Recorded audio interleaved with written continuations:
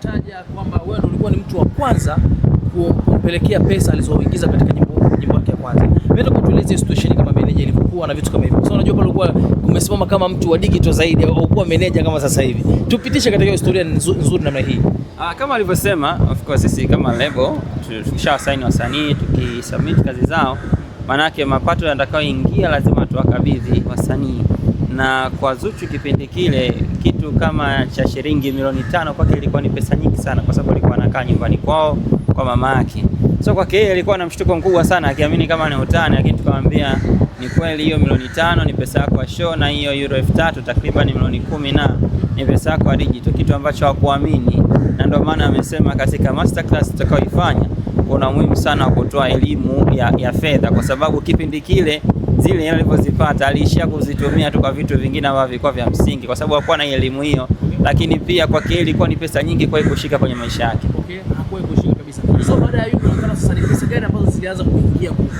Ni nyingi tu, ni nyingi sana mpaka sasa hivi. Ndio maana unamwona ni msanii wa kwanza wa kike Afrika Mashariki na Kati, na ndio msanii wa 3 Afrika mwenye views wengi kupitia platform ya YouTube, na msanii wa kwanza wa kike mwenye streams nyingi kwenye digital platforms East Africa. Unaona amefanya vitu vingi sana vikubwa sana ambavyo vinatengeneza legacy na katika kipindi cha muda mchache sana. Okay. Manager, mimi najua unafahamu mambo mengi sana, lakini umebobea kwenye teknolojia sana. Siku jana tumeona video ambazo zinasambaa kwenye mitandao ya kijamii zikionyesha nyumbani kwa Nandy pakiwa na magari mengi sana ya kifahari.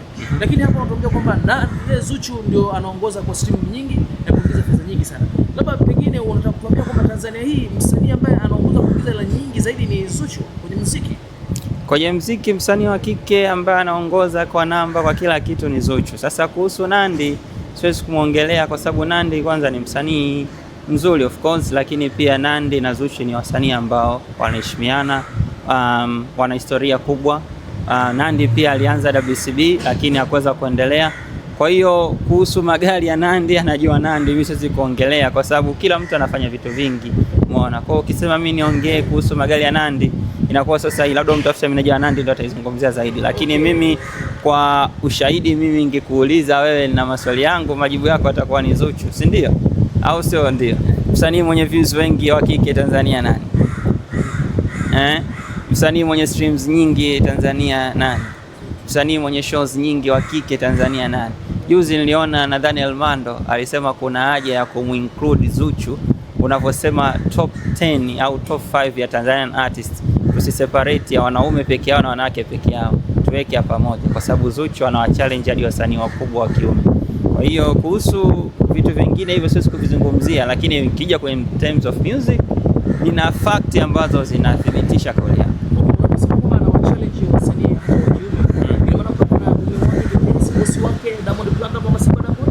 Of course, si wanafanya kazi moja, hata Diamond naye anakuwa challenge kwa sababu wote wanafanya kazi moja ya muziki. Na kuwa challenge ni kitu kizuri, kinakufanya uwe active, umeona. Na hata unaona pia Zuchu ukiachana na Diamond, Zuchu wasanii pekee Tanzania wenye videos ambazo zina views zaidi ya milioni 100 wakiwa peke yao Tanzania ni wawili tu. Nao ni Zuchu na Diamond. So you can see that kwamba ana challenge hadi wasanii wa kiume wenyewe. Okay. Vizuri sana. Kama mdau wa muziki, sana hii umeitetea kwa ukubwa sana, lakini pia tunakupongeza the way ambavyo umeamua IQ yako technology kuhamishia kwenye muziki na inafanya vizuri na watu wengi wanakupongeza katika hilo. Unaionaje sasa tasnia inavyokwenda mpaka sasa, hususan katika masuala haya ya stream na maokoto yote ya kimitandao? Tasnia kwa kweli inakuwa sana na inakuwa katika engo nyingi. Tumeona sasa hivi kumekuwa kuna fursa kwa sekta tofauti tofauti. Juzi nimeona chama cha ma-DJ kimesajiliwa BASATA kwa sababu muziki unategemea ma-DJs pia. Natamani pia na dancers na wenyewe wajaribu kuingia katika mifumo rasmi ili iwe rahisi, lakini pia tunaona serikali yetu na yenyewe inajitahidi kwa kiasi kikubwa kuisaidia tasnia katika kuiwezesha na kuitengenezea mazingira mazuri. Juzi tumeona katika budget ya Wizara ya Sanaa na Utamaduni imeelezwa kabisa kwamba arena itajengwa pamoja na studio kubwa. So unaona kabisa kuna jitihada kubwa zinafanyika sana sana sana. Kwa muhimu ni tusichoke, tuendelee kusupport, tuwe watu wa kuongea mema ya wasanii zaidi na sio mabaya. Tusiwe watu wa kugombanisha, wa kuchonganisha wasanii, bali tuwe watu wa kuwainua na kuwasupport wasanii wetu katika vitu vyao wanavyofanya.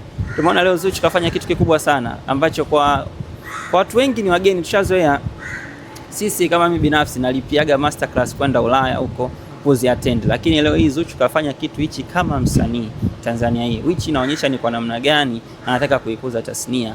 Tunazungumza zaidi ya watu 300, ni idadi kubwa sana ambao hao ni mastaa wajao. Tumeona kwa Dogo Pattern, alifanya Dogo Pattern na Fande Remix, which umeona yenyewe imeenda viral na Dogo Pattern amefanikiwa kufika sehemu. So hata hii pia ni nafasi kwa wasanii wengine ambao wanatamani kuwa kama Zuchu, au anatamani kuwa kama Jux, anatamani kuwa kama Diamond, msanii yote, au anatamani kuwa producer wakubwa, wajisajili kwenye masterclass, wapate madini na then waje kuwa wasanii wakubwa kwenye nchi, waisaidie nchi katika kuikuza tasnia kwa ujumla, na muziki wetu ukue kimataifa zaidi.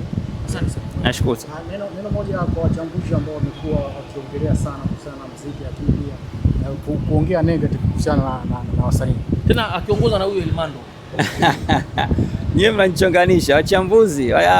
Of course wachambuzi. Nilishadili na mmoja, nilimwambia Elmando namtafuta, na mwenyewe natamani nimkalishe chini, nimfundishe kuhusu muziki kidijitali zaidi. Wanafanya kazi nzuri bwana. All in all wanafanya kazi nzuri. Naona ni fursa ambayo wameitengeneza, lakini naendelea kusisitiza zaidi. Ukitaka kuchambua kitu lazima uwe na fact. Kwa sababu uchambuzi maana yake ni umekitathmini kitu kwa kina, kwa kufanyia utafiti na pamoja na ushahidi. Sasa wachambuzi wengi wanakosaga kitu kinachoitwa ushahidi, bali wanachambua kitu kinachoonekana. Ni wasisitize watafute watu wanaohusika na hawa wasanii, wajaribu kukaa nao chini, wawape uhalisia wa vitu vingi, kwa sababu kuna vitu vingi wanashindwa kuvizungumzia na ambavyo ni muhimu kuvizungumzia. Wanafanya kazi nzuri, tunahitaji wanaifanya game na changamka, lakini kuna vitu vingi wanakuwa wanaofahamu navyo.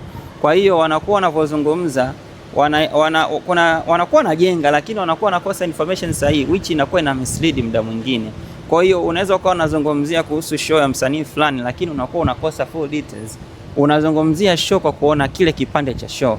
Watakiwa kukutana na watu na wahusika katika hiyo timu, kwa sababu wapo wanajulikana, upate data kamili ili ukichambua unakuwa unazungumza kitu kizuri. Kama kwenye mpira, ukimwona mchambuzi anachambua mpira, manake ukiachana tu na kutazama, anajua pia na ufundi unaohitajika kufanyika, kwamba fulani kakosea kitu fulani, atakiwa afanye hivi kutokana na uhalisia. Sasa wao wanakosa huo ushahidi, wanakosa hizo fact. Kwa hiyo inafanya uchambuzi wao unakosa uhalisia 100%. Kwa hiyo ni kitu kizuri, lakini wanafanya. Elmando namwambia namtafuta siku yote nikutana naye, nitampa vipande vyake ili aweze kuwa mchambuzi mzuri zaidi. Okay, swala kizushi tu meneja. Watu wanasema kwa nini Diamond anavaa nguo moja tu kwenye performance zake kila mkoa? Kwa nini sio anabadilisha kama wasanii wengine? Sasa hapo nadhani inabidi mumtafute stylist wa Diamond, kwa sababu yeye ndo anayepangilia mavazi yake yote. Mimi ukiniuliza Diamond kwa nini anaongoza kuwa namba 1 Tanzania, nitakujibu, lakini kwenye mavazi ni kitengo cha department nyingine ambao wana deal na masuala ya kumvalisha msanii, na kila vazi inakuwa na theme yake ama maudhui yake. Kuhusiana na tour Diamond ambayo anaendelea kufanya, by the way inafanya vizuri sana. Natamani utupe experience, kwa sababu wewe ni mmoja wa watu ambao unatembea naye. Kipi ambacho kinafanya mpaka sasa endelee kufanya vizuri, lakini pia jambo gani ambalo unaweza kupitisha kwa watu ambao wanafuatilia hii tour Diamond? Watu waendelee kuifuatilia tour, inafanya kuendelea kwa sababu inafanywa na msanii mkubwa ambaye anajipanga na timu kubwa. Diamond ana timu ya watu wengi sana, kuna kampuni tofauti tunashirikiana nao, na sio wenyewe pia tuna timu nzito. Sisi kwetu sisi ni zaidi ya tour, inahusisha vitu vingi, kurudisha kwenye jamii, na ndio maana umeona Dodoma Diamond pamoja na washirika wake wamechangia fedha katika hospitali ya Benjamin Mkapa. Kwa hiyo ni zaidi ya tour, tunafanya vitu vingi. So watu na ndio maana wanaendelea kufanya, lakini sisi kwetu sisi si tour Tanzania, ni tunai broadcast kama ni tour ya kimataifa zaidi. Watu waweze kuielewa Tanzania na kuangalia. Okay, nashukuru. Kwenye kujitoa kwa jamii. Wengi wamekuwa wanasema kwamba Diamond huwa anatoaga ahadi lakini hazitimizi. Hilo unazungumziaje? Ahadi zinatimizwa. Ukiona ahadi haijatimizwa, basi ujue kuna kitu hakienda sawa, aidha upande mmoja au mwingine. Lakini ahadi zote zinatimizwa. Nashukuru sana. Asante.